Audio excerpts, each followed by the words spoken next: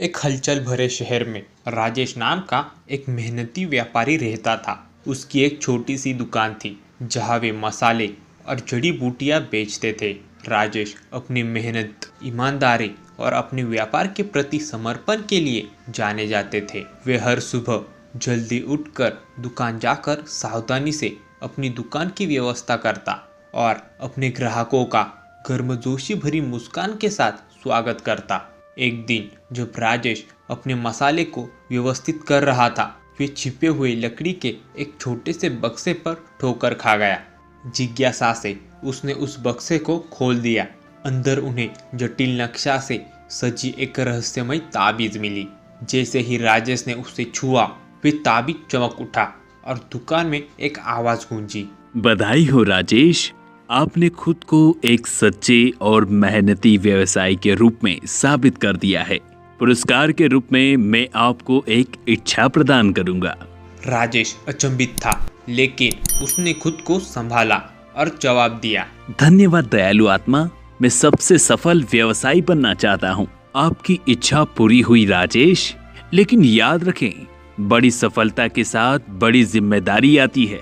उस दिन से राजेश का कारोबार फलने फूलने लगा। उसके मसाले अपनी असाधारण गुणवत्ता के लिए प्रसिद्ध थे और दूर दूर से लोग उसकी दुकान पर आते थे। राजेश ने पूरे शहर में और अधिक स्टोर खोलकर अपने व्यवसाय का विस्तार किया। हालांकि जैसे जैसे वे अधिक सफल होता गया, उसने अपने दोस्तों और परिवारों की उपेक्षा करना शुरू कर दिया। एक दिन राजेश का बचपन का दोस्त रवि उसकी दुकान पर आया। रवि ने राजेश के व्यवहार में बदलाव देखा और उसका सामना करने का फैसला किया।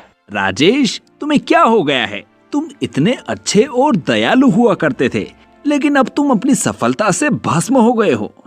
याद करो कि हम किन हालातों में बड़े हुए हैं। रवि, तुम नहीं समझ सकते, सफलता के लिए बलिदान की आवश्यकता होती है। मुझे अपने परिवार को प्रदान करने के लिए अपने व्यवसाय के विस्तार पर ध्यान देने की आवश्यकता है। सच्ची सफलता केवल भौतिक संपदा में नहीं है, बल्कि रिश्तों को बनाए रखने और दूसरों की मदद करने में भी है।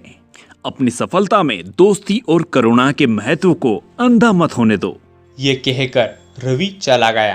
राजेश ने रवि की बातों पर विचार किया और महसूस किया कि जो वास्तव में मायने रखता है उसे वे भूल चुका है। उसने बदलाव करने का फैसला किया। उन्होंने एक सामूहिक कार्यक्रम का आयोजन किया जहां उन्होंने गरीब लोगों को मुफ्त मसाले वितरित किए और नए उद्योगपतियों के साथ अपना ज्ञान साझा किया।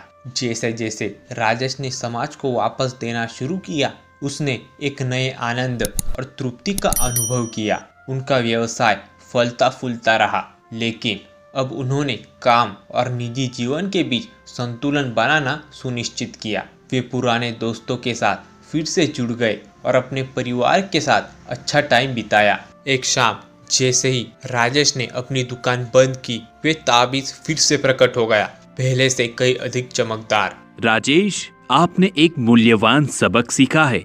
अपने काम और अपने समुदाय के प्रति आपका समर्पण सराहनीय है। अंतिम पुरस्कार के रूप में मैं आपको दूसरों का मार्गदर्शन करने के लिए ज्ञान का उपहार दूंगा। राजेश ने ताबीज को धन्यवाद दिया और युवा उद्यमियों को सलाह देने के लिए अपने नए ज्ञान का उपयोग करने का फैसला किया। उन्हें परिश्रम, करुणा और संतुलन का महत्व सिखाया और इसलिए न केवल एक सफल व्यापारी के रूप में, बल्कि एक बुद्धिमान गुरु के रूप में राजेश की विरासत बढ़ती ही रही।